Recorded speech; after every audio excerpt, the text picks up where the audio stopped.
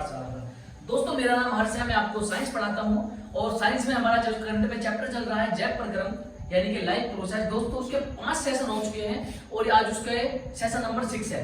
ठीक है, ये जो आज का सेशन है दोस्तों, मैंने आपको कल वाले सेशन में बता दिया था कि इस वाले सेशन में हम सर्कुलेटरी जो हमारा वो है परिवहन, मनुष्य में परिवहन यानी कि ट्रांसपोर्टेशन इन ह्यूमंस, वो सारी चीजें कवर करेंगे। मैंने बताया था आपको कि किस किस चीज के बारे में पढ़ना है, ब्लड के बारे में पढ़ना है और ब्लड सेल्स के बारे में पढ़ना है। दोस्तों हमें सारी चीजें हमें डिस्कस करनी है बिल्कुल डीप में। ठीक है, जो आज का जो सेशन है दोस्तों आपके एग्जाम के पॉइंट ऑफ व्यू से बहुत ज्यादा इंपोर्टेंट हो जाता है, क्योंकि कुछ ऐसे डिफरेंस है जैसे कि सिरा और धमनी में डिफरेंस वगैरह है ना, जो कि आपके एग्जाम में डायरेक्टली पूछ ले जाते हैं। ठीक है दोस्तों, और 1 या 2 नंबर में नहीं दोस्तों, 5 नंबर में पूछ ले जाते हैं। ठीक है, धमनी, सिरा, सिराई क्या होती है, धमनी क्या होती है, लसिका क्या होती है ना, दोहरा परिसंचरण तंत्र क्या होता है। दोस्तों एवरीथिंग, सारी की सारी चीजें हम कवर करेंगे। ठीक है, तो स्टार्ट करते हैं फिर आज का सेशन दोस्तों बिना टाइम गवाए। ठीक है दोस्तों, 1 मिनट में मार्कर चेंज कर लेता हूँ।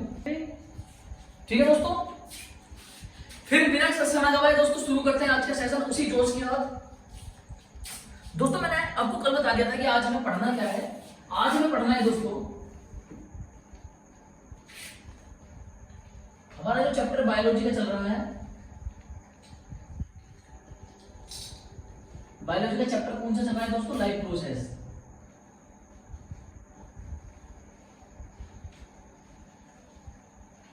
लाइफ प्रोसेस, ठीक है। और ये जो हमारा चैप्टर है उस चैप्टर का एक बहुत ही ज्यादा इंपॉर्टेंट टॉपिक का नाम है, बहुत ज्यादा इंपॉर्टेंट टॉपिक का नाम है मानव में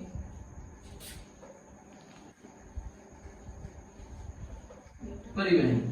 ठीक है दोस्तों, मानव में परिवहन, इसको इंग्लिश में लिख देता हूं।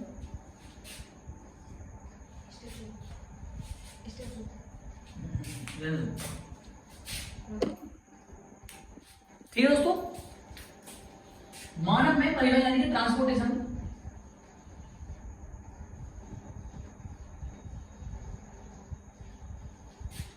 In human, transportation in humans. ठीक है दोस्तों, अब ये जो ह्यूमन के अंदर ट्रांसपोर्टेशन है उसके बारे में सारी चीजें पढ़ेंगे कि ह्यूमन के अंदर ट्रांसपोर्टेशन किस तरीके से होता है और ऐसी कौन कौन सी चीजें हैं कि जो ह्यूमन के अंदर चीजों को ट्रांसपोर्ट करने का काम करती है। अगर मैं डायरेक्टली आपसे बोलना चाहूं कि इस वाले टॉपिक के अंदर हम पूरा डिटेल में पढ़ने वाले ब्लड के बारे में। ठीक है, इस टॉपिक के अंदर हम ब्लड के बारे में पूरा डिटेल से पढ़ने वाले हैं कि ब्लड के अंदर कौन कौन सी सेल होती है, कौन कौन सी चीजें मिलकर ब्लड को बनाती है ना, कौन कौन सी सेल्स, कौन से प्रोटीन वगैरह या फिर कौन कौन सी सिराएं, धमनी जो ब्लड को ट्रैवल कराती हैं, वो सारी चीजें हम आज डिस्कस करने वाले हैं। दोस्तों हार्ट के फंक्शन के बारे में पढ़ेंगे। तो सबसे पहले मैं आपको बता देता हूं मानव में परिवहन, सबसे पहले से पढ़ते हैं दोस्तों रक्त नलिकाएं।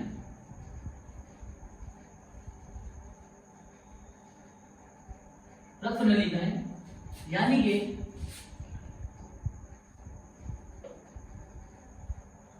Blood vessel, blood vessels. ठीक है दोस्तों, रक्त नलिकाएं बोले तो ब्लड वेसल्स। अब दोस्तों ब्लड वेसल्स होती क्या है, ब्लड वेसल्स मतलब जिनसे हमारा जो ब्लड है वो ट्रैवल करता है एक जगह से दूसरी जगह, जो हमारा ब्लड ट्रैवल करता है दोस्तों रक्त नलिकाओं के द्वारा, ब्लड वेसल्स के द्वारा ट्रैवल करता है। दोस्तों अब ये भी 3 टाइप की होती हैं, जो ब्लड वेसल्स है हमारी वो 3 टाइप की होती हैं। सबसे पहला इसका टाइप आता है दोस्तों धमनी।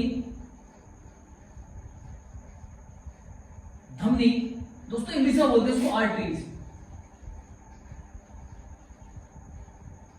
आर्टरीज, ठीक है।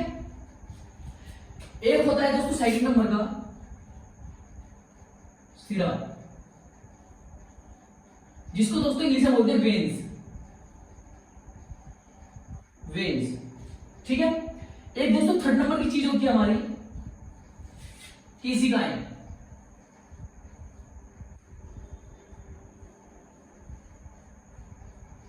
केशिकाएं, ठीक है दोस्तों, इंग्लिश में बोलते हैं उसको कैपिलरी।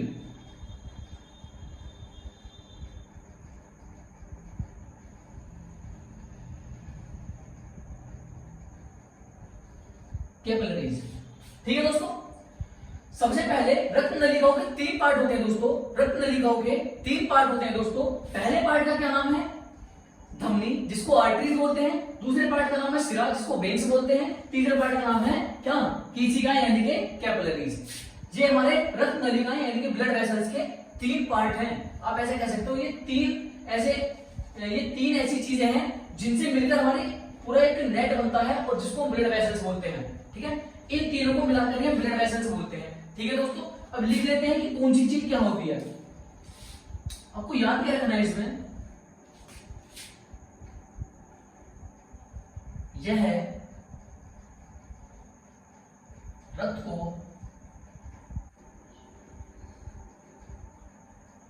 अंगों से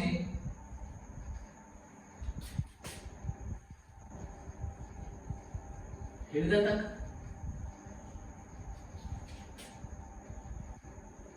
ले जाती है। ठीक है, इसमें CO2 युक्त रक्त प्रवाहित होता है। ठीक है दोस्तों, अब ये जो मैंने इसके अंदर लिख दिया है, इतना सारा, अगर आप सोच रहे हो कि इतना सारा लिख दिया है, इसके कोई कीवर्ड कोई हो तो बता दो सर। इसमें सिर्फ कीवर्ड आपको ये याद रखना है कि ये जो होती है धमनी, ब्लड को बॉडी ऑर्गन से, धमनी ब्लड को यानी रक्त को ऑर्गन से हार्ट तक लेके जाती हैं। ठीक है, धमनी क्या करती है दोस्तों? जो हमारा ब्लड रक्त होता है उसको बॉडी के ऑर्गन से हार्ट तक लेके जाती हैं। ठीक है, भी आपको पता होगा हार्ट से पहले ब्लड जाता है कहां पर? ऑर्गन्स के पास।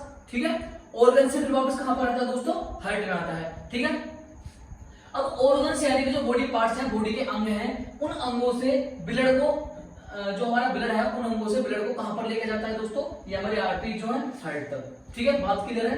अगर आपसे आर्टरी के बारे में 2 शब्द पूछने लगे तो आप क्या बताओगे?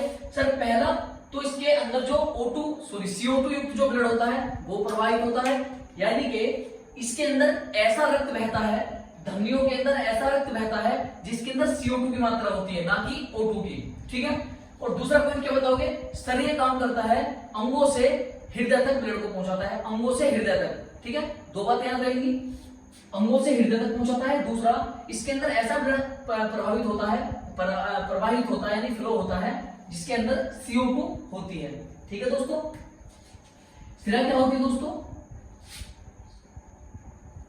यह रक्त को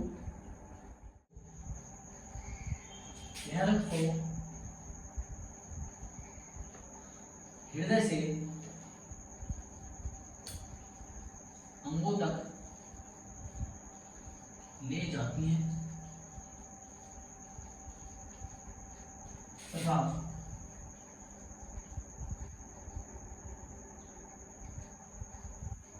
इनमें O2 युक्त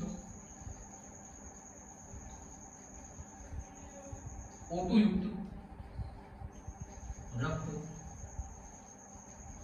प्रवाह होता है। ठीक है दोस्तों, तो ये चीज तो आपने क्लियर हो गई होगी दोस्तों कि धमनी और सिरा कौन सी चीजें होती हैं? सिरा वो होती है जो कि रक्त को हृदय से अंगों तक ले जाती हैं। ठीक है, धमनी क्या होती है? जो कि रक्त को अंगों से हृदय तक ले जाती हैं। ये डिफरेंस ये दोनों के अंदर एक डिफरेंस है मेन सा, आपको थोड़ा सा याद रखना। ठीक है, धमनी यानी कि आर्टरीज क्या होती है दोस्तों? जो कि रक्त को अंगों से हृदय तक ले जाती है। और धमनियों के अंदर किस प्रकार का जो हमारा रक्त है वो प्रवाहित होता है यानी बहता है, जिसके अंदर CO2 होती है ना। जिस ब्लड के अंदर CO2 की मात्रा होती है वो धमनी के अंदर फ्लो करता है। जिस रक्त के अंदर O2 की मात्रा होती है वो किसके अंदर फ्लो करता है दोस्तों? सिराओं के अंदर फ्लो करता है। ठीक है, हृदय से अंगों तक सिरा ले जाती है, अंगों से हृदय तक धमनी ले जाती है। ठीक है, धमनी के अंदर CO2 युक्त ब्लड बहता है और हमारे जो सिराएं हैं इनके अंदर O2 युक्त ब्लड बहता है। ठीक है दोस्तों, बात क्लियर है? मैं इसको इंग्लिश में लिख देता हूं। These carry blood from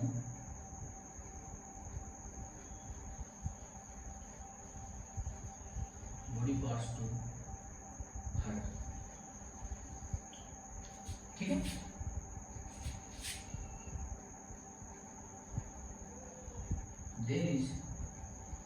deoxygenated blood flow, blood. ठीक है दोस्तों, इसको भी इंग्लिश में लिख देता हूं मैं।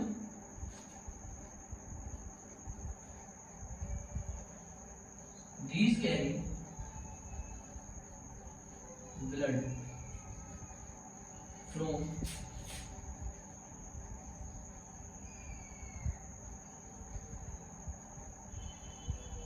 heart to body parts। ठीक है, air is oxygenated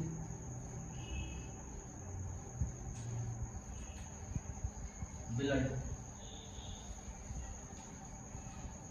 फ्लो। ठीक है दोस्तों आपको ये बात क्लियर होगी। ठीक है, आप स्क्रीन पॉज करिए, इसको नोट कर लीजिए। स्क्रीन पॉज करके दोस्तों इसको नोट कर लीजिए आप।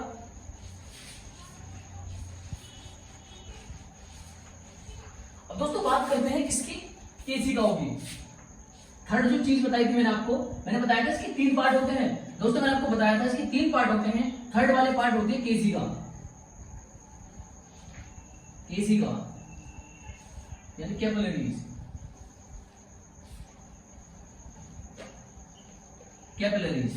ठीक है दोस्तों, अब अपने आर्टरीज समझ ली, वेन्स समझ ली, यानी कि सिरा और धमनी तक आपके दिमाग में अच्छे से उतर गई होंगी। अब दोस्तों आर्टरीज और जो हमारी वेन्स यानी सिरा और धमनी दोनों से संबंधित है ये कैपिलरीज यानी कि केशिकाएं। किस तरीके से दोस्तों, आर्टरीज और वेन्स यानी कि सिरा और धमनियों को जोड़ने का कार्य करती हैं ऐसी वेसल्स, ऐसी नर्व्स, ऐसी केशिकाएं, ठीक है, जो कि धमनी और सिरा दोनों को जोड़ने का काम करती हैं। धमनी और सिरा दोनों को आपस में जोड़ने का काम करती है दोस्तों। उनको क्या बोलते हैं दोस्तों, कैपिलरीज। ये थोड़ी पतली पतली सी होती हैं। ठीक है, मैं लिख देता हूं किस तरीके से, डायग्राम मदद से बता दूं। मान लीजिए आपकी आर्टरीज है और ये आपकी वेन्स हैं। ठीक है, ये आर्टरीज है, सपोज करने के लिए बोल रहा हूं बस। ये आर्टरीज हैं, ये वेन्स हैं। ठीक है, और इन दोनों को जो जोड़ती है इस तरीके से,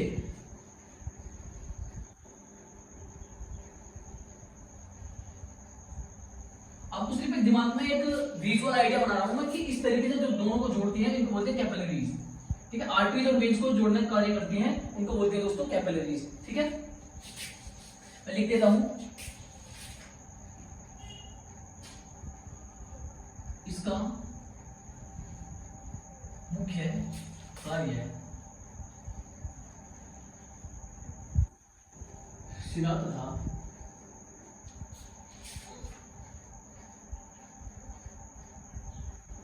धमनी को जोड़ना है। ठीक है, इसका मुख्य कार्य सिरा तथा धमनी को जोड़ना है। इंग्लिश में लिख देता हूं,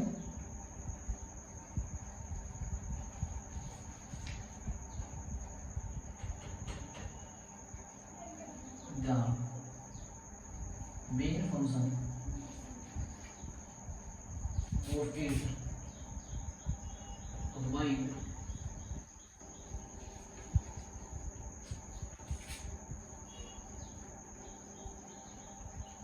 arteries and veins. The main function of it to combine arteries and veins. दोस्तों बात क्लियर है? ठीक है, अब चलते हैं अपने नेक्स्ट टॉपिक पर। आप इसको नोट कर लीजिए। मैंने आपको रक्त में लिखा होगा यानी ब्लड वेसल्स के तीनों पार्ट दोस्तों आपको बता दिए हैं और अच्छे से बता दिए हैं, आपके याद भी हो गए होंगे। हिंदी इंग्लिश दोनों लैंग्वेज में बता दिया है। आप इसको नोट कर लेना स्क्रीन पोस्ट करके। अब बात करते हैं दोस्तों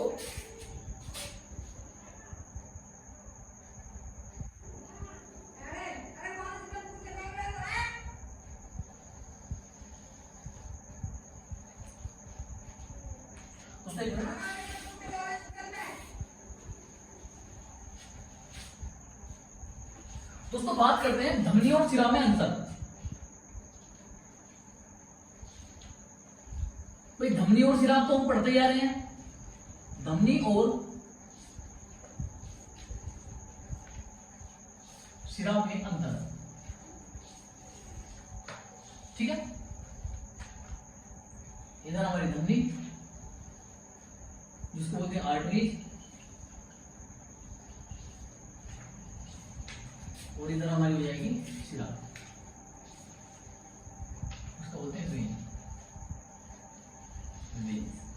ठीक है दोस्तों, हमने धमनियों और शिरा के बारे में तो कुछ जितना पढ़ना था हमने पढ़ लिया, लेकिन अब इन दोनों के बीच में अंतर देखते हैं। मेन चार अंतर देखेंगे दोनों के बीच में कि अंतर क्या क्या होते हैं इन दोनों के बीच में ना।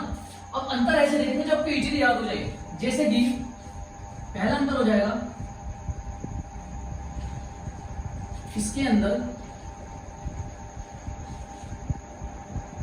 CO2 युक्त रक्त प्रवाह होता है तथा यह होता है। ठीक है, इसके अंदर पहला पॉइंट लिखा है दोस्तों, इसके अंदर CO2 युक्त रक्त प्रवाह होता है। जस्ट इसका अपोजिट इसके अंदर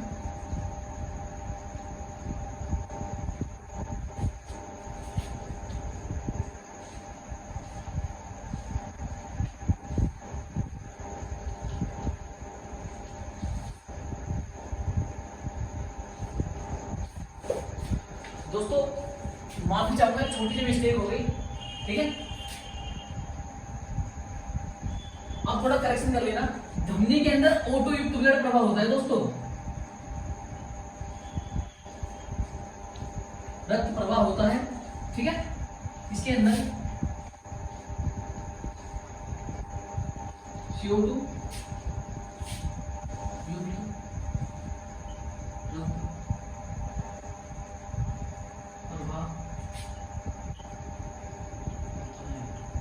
ठीक है दोस्तों, छोटी सी मिस्टेक हो गई है, आप इस बात का इशू मत बनाना बिल्कुल भी, है ना। तो वीडियो क्लिप काट के और चिपका दो इधर उधर, है ना।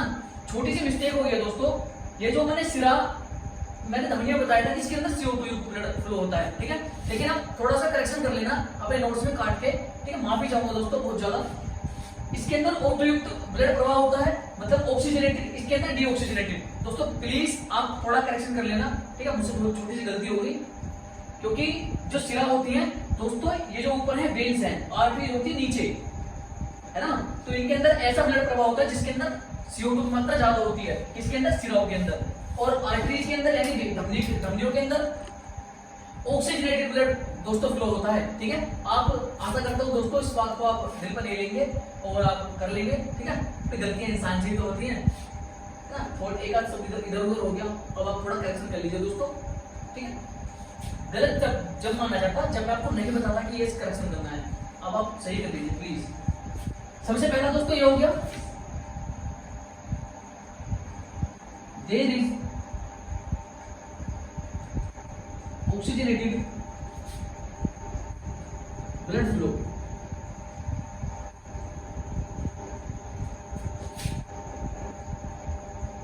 देयर इज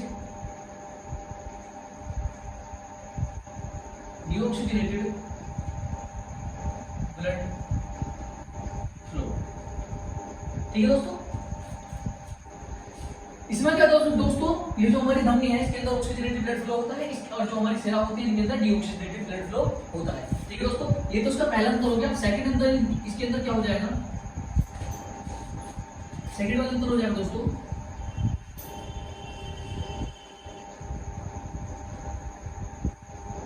सिरा की तुलना में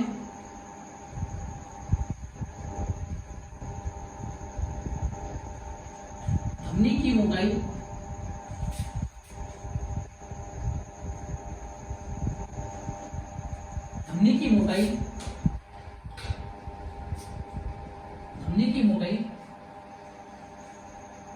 पतली होती है। ठीक है, अब जस्ट इसका अपोजिट इसमें लिख दीजिए,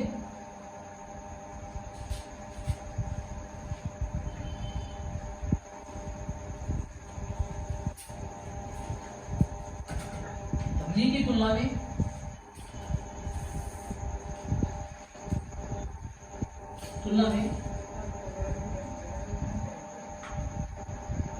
सिराओं की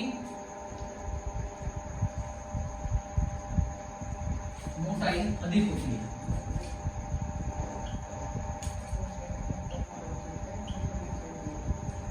ठीक है दोस्तों, पहला अंतर मैंने बताया, इसमें ऑक्सीजनेटेड ब्लड बहता है, इसमें डीऑक्सीजनेटेड जो ब्लड बहता है सिराओं के अंदर, और धमनियों के अंदर दोस्तों ऑक्सीजनेटेड ब्लड बहता है।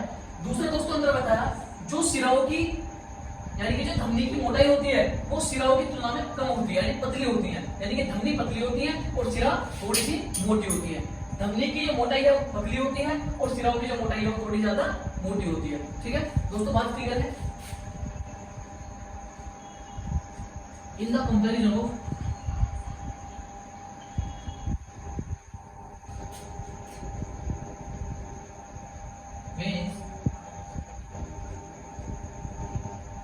arteries are thin, ठीक है, in the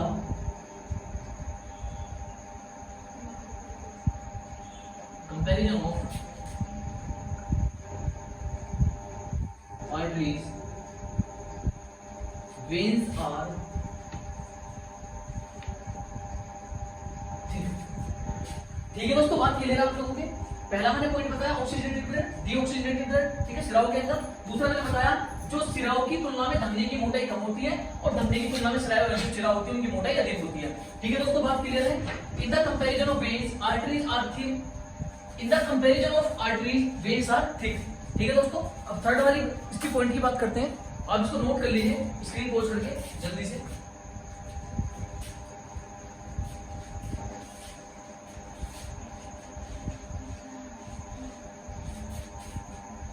तो आप इसको पोज कर लीजिए, थर्ड वाले डिफरेंस की तरफ चलते हैं।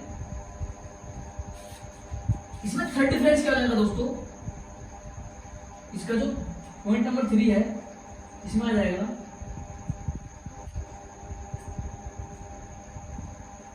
इसकी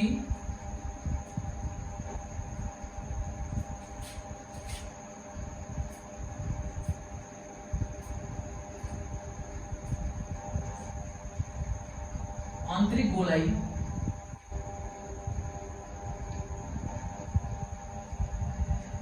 इसकी आंतरिक गोलाई कम होती है। और दोस्तों इसकी आंतरिक गोलाई, थर्ड पॉइंट है इसका, इसकी आंतरिक गोलाई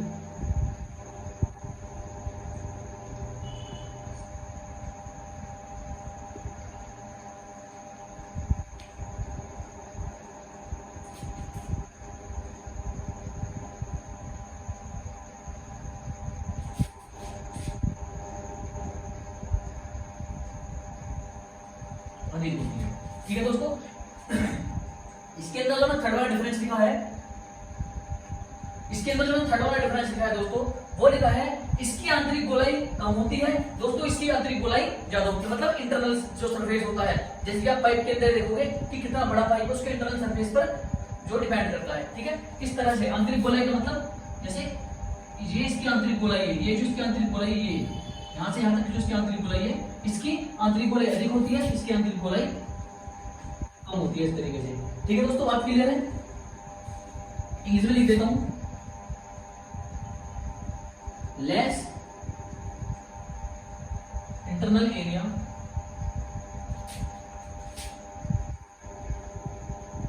मोर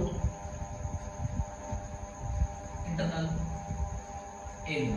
ठीक है दोस्तों, अगर आपको राइटिंग में कुछ भी इशू है दोस्तों आप एक बार मेरे को कमेंट करके बता देना कि सर आपकी राइटिंग में थोड़ा इशू है, क्योंकि दोस्तों राइटिंग मेरी राइटिंग थोड़ी सी हिंदी में ऐसी है, तो मैं चाहता हूँ कि आप लोग बता सकते हैं कि राइटिंग सर आपकी इतनी दिक्कत कर रही है, उतनी दिक्कत कर रही है। ठीक है दोस्तों, एक मिनट मार्कर चेंज कर लेता हूँ।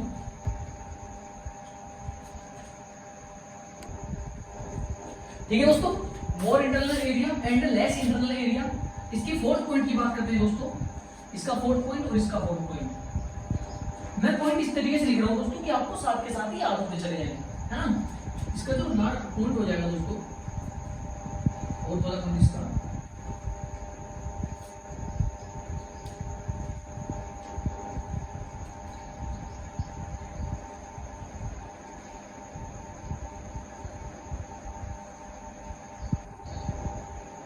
इसमें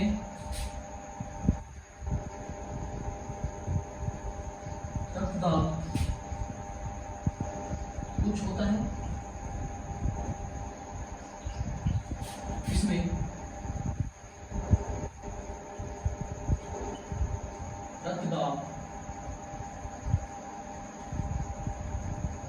निम्न होता है। इसमें रक्तदाब कुछ होता है, इसमें रक्तदाब निम्न होता है। ठीक है दोस्तों, यानी जो बड़ी आर्टरी होती है इनके अंदर ब्लड प्रेशर कैसा होता है दोस्तों, हाई होता है। आर्टरीज के अंदर ब्लड प्रेशर हाई होता है, आर्टरीज के अंदर ब्लड प्रेशर हाई होता है, आर्टरीज के अंदर ब्लड प्रेशर हाई होता है। और दोस्तों जो हमारी वेन्स होती हैं उनके अंदर ब्लड प्रेशर लो होता है। ठीक है, तो इंग्लिश में लिख देता हूं, हाई ब्लड प्रेशर, ठीक है, इसमें लो ब्लड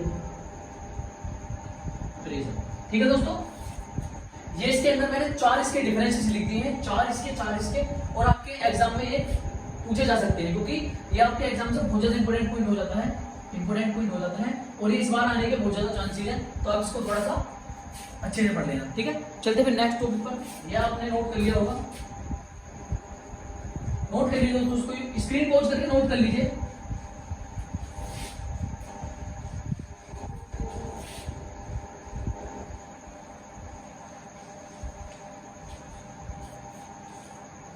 दोस्तों क्या आपको मेरी राइटिंग समझ में आ रही है?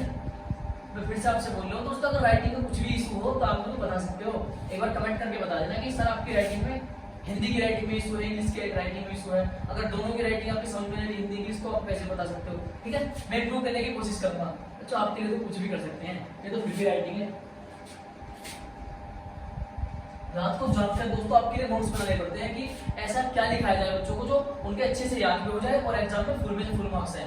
ठीक है, रात को जागना पड़ता है दोस्तों 1-1, 2-2 बजे तक, तब जाकर आपके नोट्स प्रोवाइड करवा पाते हैं आपको। ठीक है दोस्तों, तो प्लीज शिद्दत से पढ़ लिया करो, है ना। अगर हमारे इससे कुछ बच्चे पास भी हो गए, कुछ अगर मान लीजिए टॉपर्स के नाम में हमारे बच्चों का नाम भी आ गया ना, तो हमारी मेहनत थोड़ी असूल हो जाएगी।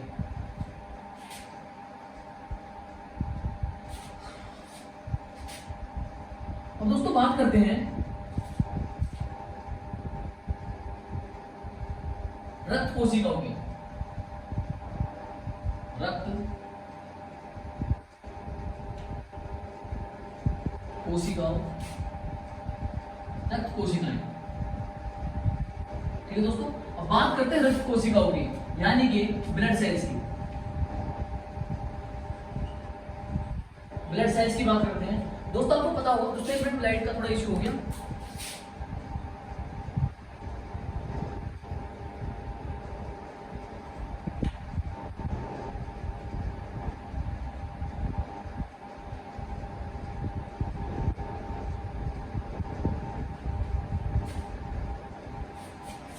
ठीक है दोस्तों। बात करते हैं ब्लड सेल्स की, यानी कि हमारे ब्लड के अंदर कौन कौन सी सेल्स हैं, कौन कौन सी सेल्स से मिलकर हमारा ब्लड बना हुआ है दोस्तों, सारी चीजें डिटेल में पढ़ेंगे एक बार।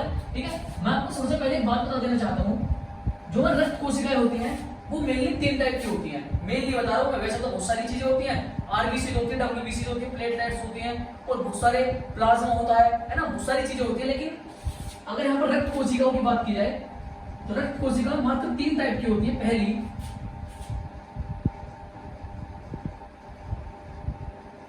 लाल रक्त कोशिका,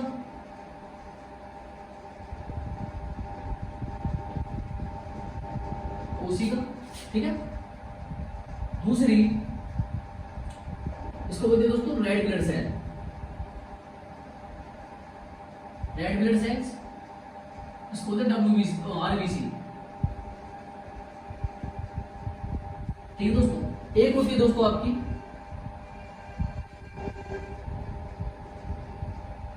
श्वेत रक्त कोशिकाएं,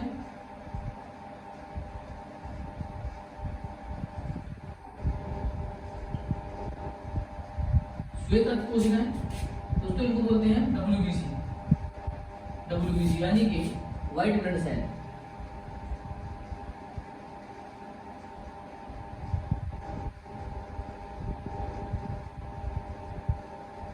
व्हाइट ब्लड सेल, ठीक है दोस्तों।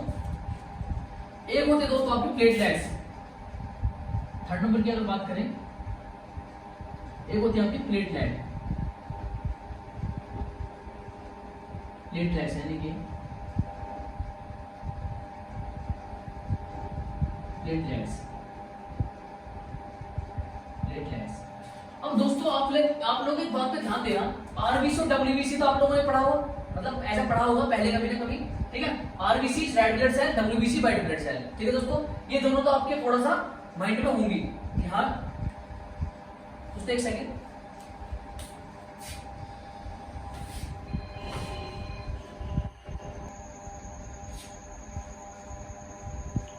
ठीक है दोस्तों, रेड ब्लड सेल्स और व्हाइट ब्लड सेल्स और प्लेटलेट्स। अब इसके अंदर हम बात पढ़ते हैं, ये बात जानेंगे कि रेड ब्लड सेल्स क्या होती है, व्हाइट ब्लड सेल्स क्या होती है और प्लेटलेट्स क्या होती हैं, इनका काम क्या होता है, ठीक है।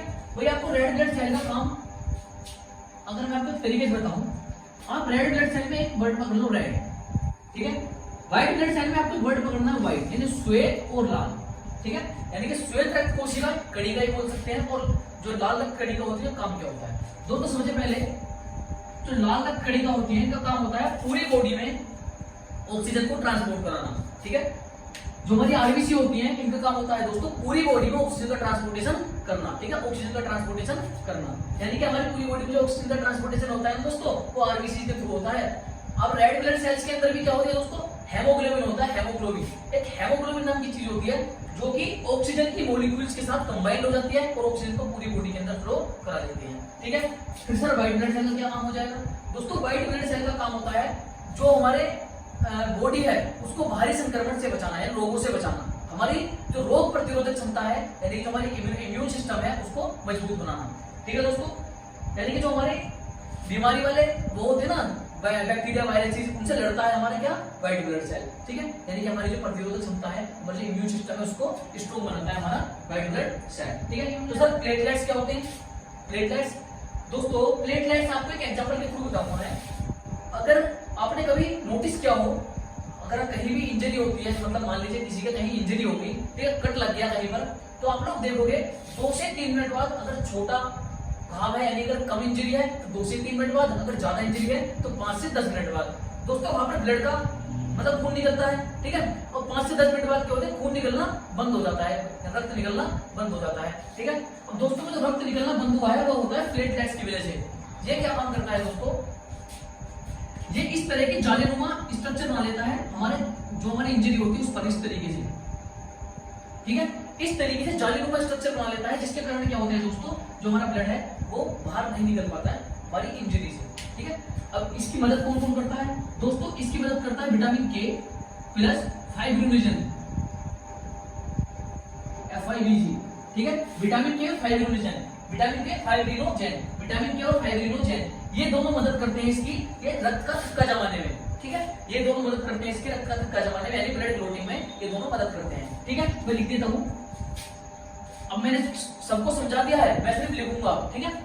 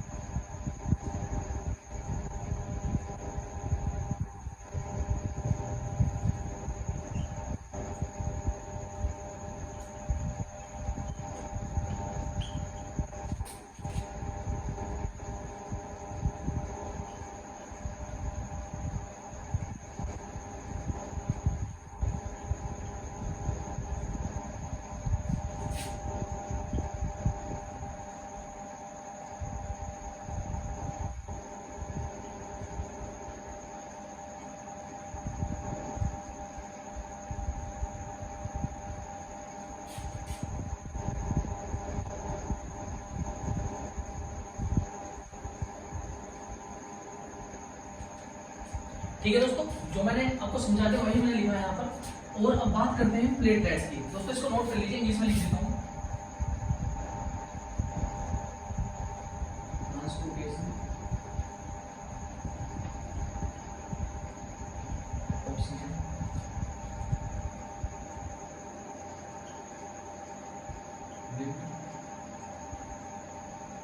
Circulation system and effect flow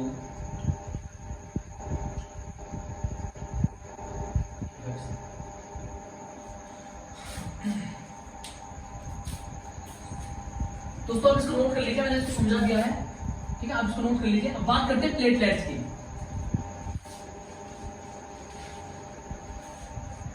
दोस्तों बात करते हैं प्लेटलेट्स की, थर्ड वाली जो चीज है, बात करते हैं प्लेटलेट्स की।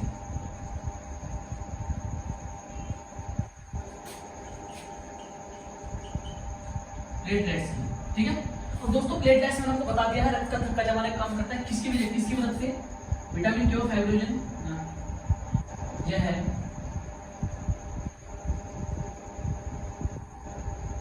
रक्त का थक्का जमाता है।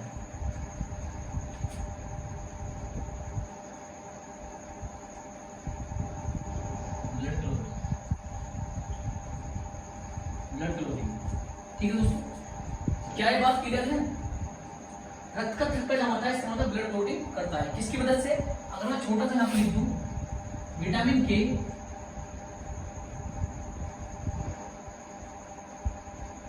के प्लस फाइब्रोजिन, FIBG, फाइब्रोजिन को मैंने FIBG लिख दिया है, ठीक है, आपके क्लियर होगी तो होगी। उसके बाद बात करते हैं नेक्स्ट टॉपिक की।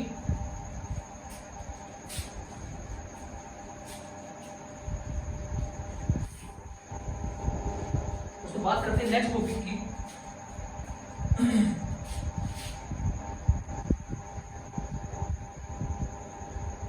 दोस्तों पढ़ेंगे हृदय की कार्यविधि।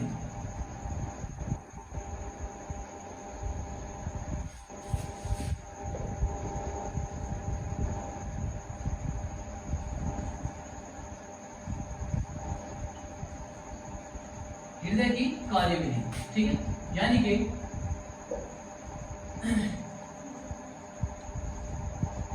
फंक्शंस ऑफ हार्ट, ठीक है दोस्तों।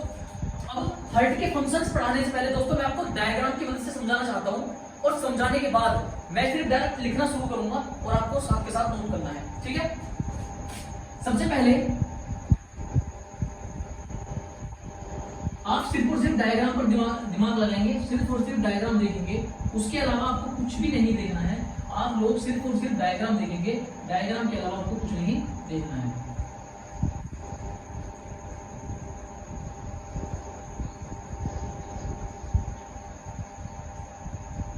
ठीक है दोस्तों, आपको पता होगा ह्यूमन हार्ट के अंदर 4 चैम्बर होते हैं। ह्यूमन हार्ट के अंदर 4 चैम्बर होते हैं। मैंने सपोज कर लिया chamber number 1, chamber number 2, chamber 3, chamber 4, ठीक है। ये चैम्बर है और इसको बोलते हैं दोस्तों वाल्व, ठीक है। चैम्बर 1, चैम्बर 2, चैम्बर 3, चैम्बर 4, ठीक है। 1 2 3 4, क्लियर है बात दोस्तों? साथ के साथ समझते चलना, अगर ये चीज दिमाग से आउट होगी तो आपके कभी समझ में नहीं आएगी, ठीक है। चैम्बर 1 2 3 4 यानी कि कक्ष है, हृदय के कक्ष है, कक्ष 1, कक्ष 2, कक्ष 3, कक्ष 4, ठीक है। अब दोस्तों होता क्या है, यहाँ पर हमारे शरीर के अंग है, यहाँ पर हमारे शरीर के अंग है, ठीक है, शरीर के अंग। यहाँ पर होते हैं हमारे फेफड़े।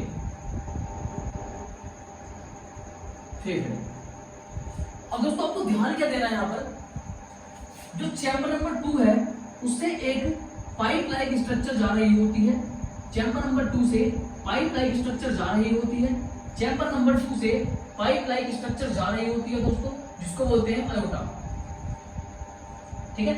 चैम्बर नंबर 2 से पाइप लाइक स्ट्रक्चर जा रही होती है दोस्तों, जिसको बोलते हैं अयोटा, ठीक है। क्या बोलते हैं दोस्तों? अयोटा, ठीक है। अब आपको ध्यान क्या रखना है दोस्तों, सबसे पहले जो हमारे अंग ऑक्सीजन, ब्लड से ऑक्सीजन लेने के बाद उसके अंदर CO2 छोड़ देते हैं, ब्लड से ऑक्सीजन लेने के बाद उसके अंदर CO2 छोड़ देते हैं, तो CO2 युक्त ब्लड आएगा चैम्बर नंबर 1 में, चैम्बर नंबर 1 में। इस ब्लड के अंदर होगी CO2, जो ब्लड अंगों से आ रहा है, अंगों से आ रहा है, तो दोस्तों ये जाएगा चैम्बर नंबर 1 में, ठीक है। इसके अंदर क्या है दोस्तों? CO2, जो अंगों से आ रहा है CO2 होगी, जाहिर सी बात है, ठीक है, क्योंकि अंगों ने इसकी जो ऑक्सीजन को यूज कर ली, CO2 उसके अंदर भर दे। अब ये जो हार्ट, ये जो हमारा ब्लड है वो आगे चैम्बर नंबर 1 के अंदर, चैम्बर 1 से ये जाएगा चैम्बर 2 के अंदर, है ना। वाल्व के थ्रू। वाल्व खुलता है और बंद होता है, खुलता है बंद होता है, ठीक है। चैम्बर 2 के अंदर जाएगा। अब चैम्बर 2 के अंदर क्या होगा दोस्तों, ये जो ब्लड है वो डायरेक्टली अरोटा के थ्रू जाएगा, कहां पर, लंग्स के पास। चैम्बर नंबर 2 जाएगा, 2 में, 2 से डायरेक्ट जाएगा किसमें, इस पाइप लाइक स्ट्रक्चर अरोटा में, अयोटा जिसको बोलते हैं अयोटा, ठीक है। पाइप लाइक स्ट्रक्चर में जाएगा और जाने के बाद किसके पास जाएगा दोस्तों, लंग्स के पास जाएगा, ठीक है, लंग्स के पास जाएगा। अब लंग्स के पास छोटी छोटी कोशिकाएं होती हैं या फिर जो छोटी छोटी ब्लड वेसल्स होती हैं जो कि क्या काम करती है दोस्तों, इस ब्लड से, क्योंकि भी कार्बन डाइऑक्साइड है इस ब्लड के अंदर, इस ब्लड के अंदर भी कार्बन डाइऑक्साइड है ना, ये जो वही ब्लड तो है, ये जो यहाँ से इधर की साइड गया है। अब इस ब्लड के साथ क्या होगा दोस्तों, CO2 इस ब्लड से छीन ली जाएगी, O2 इसके अंदर भर दी जाएगी। जब ब्लड के अंदर O2 भर दी गई है तो दोस्तों ये जो O2 युक्त ब्लड है वो आएगा चैम्बर नंबर 3 में।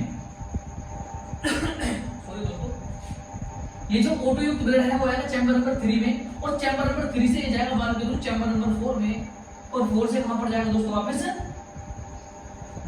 दोस्तों एक सेकंड, ठीक है दोस्तों, आपकी बात क्लियर हो गई है।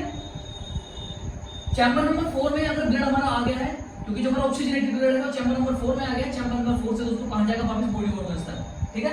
बॉडी ऑर्गन्स इसकी O2 को एब्जॉर्ब कर लेंगे, CO2 उसके अंदर मिक्स कर देंगे, वापस से ये वाली साइकिल शुरू हो जाएगी, ठीक है दोस्तों, बात क्लियर है। एक बार दोबारा से बता देता हूं, ठीक है दोस्तों, टाइम कम है दोस्तों, चीजें ज्यादा पढ़नी है, इसलिए थोड़ा सा फास्ट चलना पड़ेगा। मान लीजिए आपका हार्ट है, 4 चैम्बर है, चैम्बर 1, चैम्बर 2, चैम्बर 3, चैम्बर 4, ये आपके फेफड़े हैं, ठीक है, ये आपके अंग हैं दोस्तों। सबसे पहले क्या होगा, अंगों से ब्लड जाएगा चैम्बर नंबर 1 में दोस्तों, अंगों से जो ब्लड चैम्बर नंबर 1 में जाएगा उसके अंदर होती है CO2 युक्त, यानी कि डीऑक्सीजनेटेड ब्लड जाता है चैम्बर नंबर 1 में। अब चैम्बर नंबर 1 से चैम्बर 2 में ब्लड जाता है इस वाल्व के थ्रू। चैम्बर 2 में लगा होता है दोस्तों एक अयोटा से, चैम्बर 2 से डायरेक्ट अयोटा से ब्लड जाता है दोस्तों किसके पास, फेफड़ों के पास। फेफड़े काम क्या करते हैं, CO2 को निकाल लेते हैं, O2 उसके अंदर भर देते हैं, फिर वापस से ब्लड कहां जाता है दोस्तों, चैम्बर नंबर 3 के अंदर। अब इस ब्लड के अंदर ऑक्सीजन आ गई है, ठीक है, चैम्बर 3 से ये ब्लड जाता है चैम्बर 4 के अंदर, चैम्बर 4 से वापस से अंगों तक, ठीक है दोस्तों। ये हट की कार्यविधि है दोस्तों, मैं आपको सब कुछ समझा चुका हूं, बस अब मेरा काम है लिखना, आप मेरे साथ साथ लिखते रहना, ठीक है। इसके 3 या 4 पॉइंट मैं लिख देता हूं और आपको क्लियरली समझ में आ जाएगा दोस्तों। सबसे पहला पॉइंट,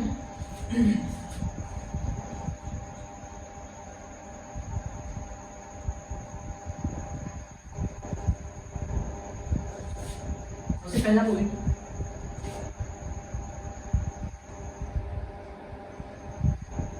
शरीर के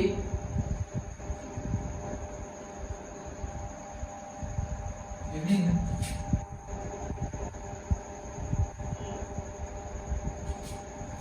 भागों से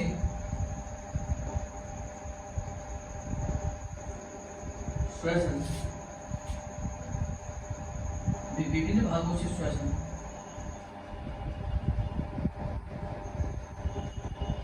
क्रिया के बाद रक्त CO2 दोस्तों मात्रा चेंज कर लेता हूं, CO2 युक्त रक्त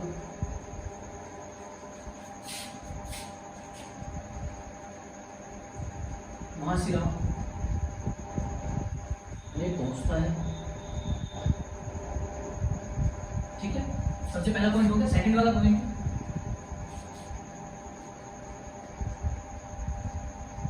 महाशिरा से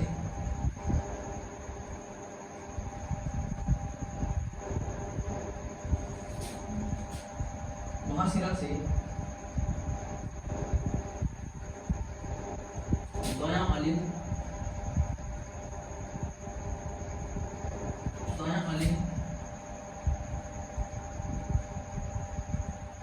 अशुद्ध रक्त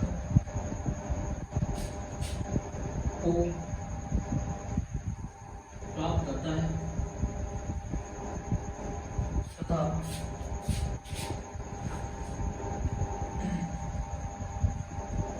दायां विलय में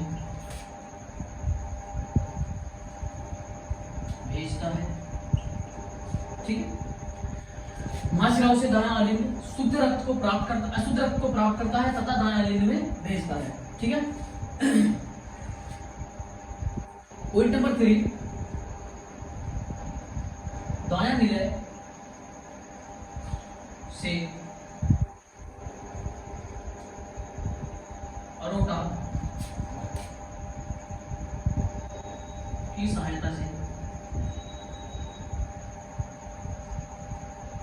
रक्त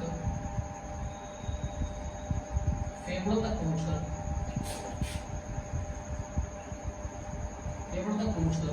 रक्त फेफड़ों तक पहुंचकर ऑक्सीजन ग्रहण करता है, ठीक है। दाएं निले से अरोटा की सहायता से, दाएं निले से अरोटा की सहायता से फेफड़ों तक पहुंचकर रक्त O2 क्या करता है दोस्तों, ग्रहण करता है, ठीक है। आप स्क्रीन पॉज करके नोट कर लीजिए इसको। पॉइंट नंबर 4,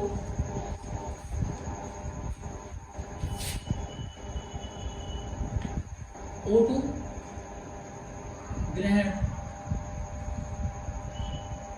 करने के बाद रक्त बायां आलिंद में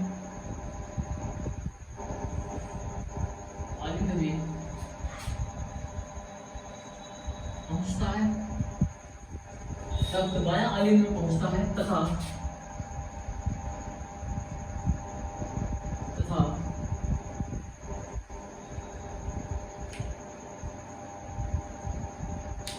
बायां निलय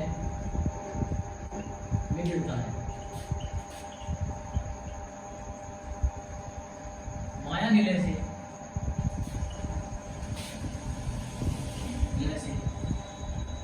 O2 युक्त रक्त, O2 युक्त रक्त अंगों तक पहुंचता है, ठीक है दोस्तों। ये हार्ट की कार्यविधि होगी, ठीक है। आप इसको नोट कर लीजिए। ये पॉइंट नंबर 4 है, हार्ट की कार्यविधि होगी। मैं समझा चुका हूं, इसलिए मैं आपको समझाने में टाइम वेस्ट नहीं करूंगा, ठीक है।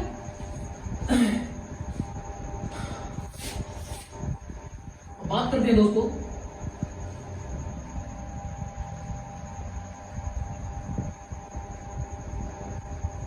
दोहरा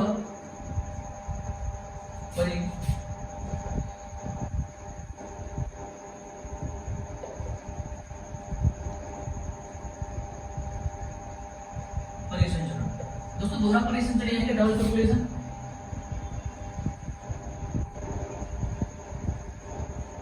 डबल सर्कुलेशन होता क्या है दोस्तों, लिख देता हूं।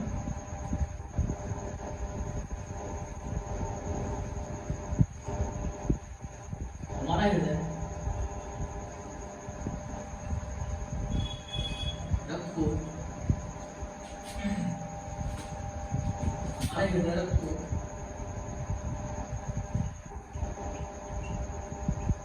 हृदय से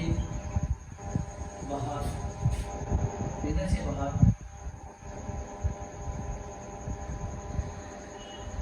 भेजने के लिए, हृदय से बाहर भेजने के लिए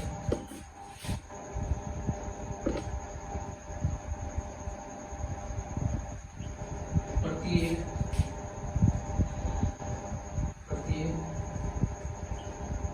चक्र में 2 बार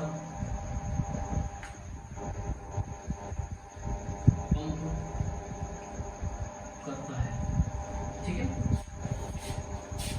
और दोस्तों डबल सर्कुलेशन यानी कि दोहरा परिसंचरण क्या होता है, जो हमारा हार्ट होता है, इसमें मैंने लिखा है हमारा हृदय रक्त को हृदय से बाहर भेजने के लिए प्रत्येक चक्र में 2 बार पंप करता है, ठीक है।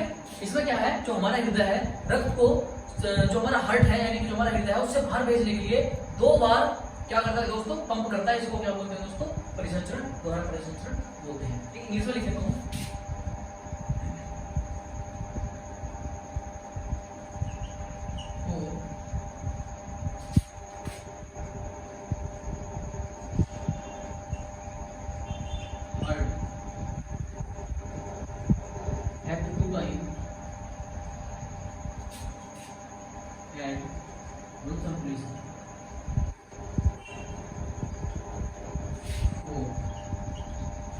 halt at 2 time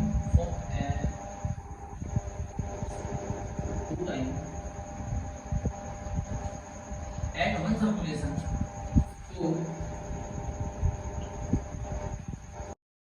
ठीक है दोस्तों।